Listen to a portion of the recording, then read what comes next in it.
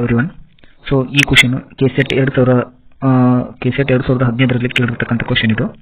So the question is the study of interaction between organism and their environment is.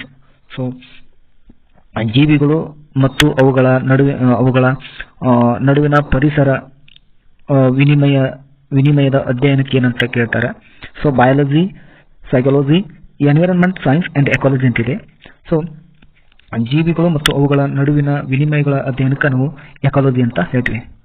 So option D is the right answer.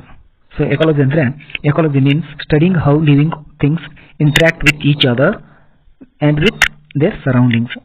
So ಪರಿಸರ ವಿಜ್ಞಾನ, ecology means ಪರಿಸರ ವಿಜ್ಞಾನ ಅಂದರೆ ಜೀವಿಗಳು ಪರಸ್ಪರ ಮತ್ತು ಅವುಗಳ ಸುತ್ತಮುತ್ತಲಿನ ಪ್ರದೇಶದ ಒಳಗೊಂದಿಗೆ ಹೇಗೆ ಸಂವಹನ ನಡೆಸುತ್ತೆ ಎಂಬುದನ್ನು ನಾವು ಅಧ್ಯಯನ ಮಾಡೋದಕ್ಕೆ ಎಕಾಲಜಿ ಅಂತೀವಿ.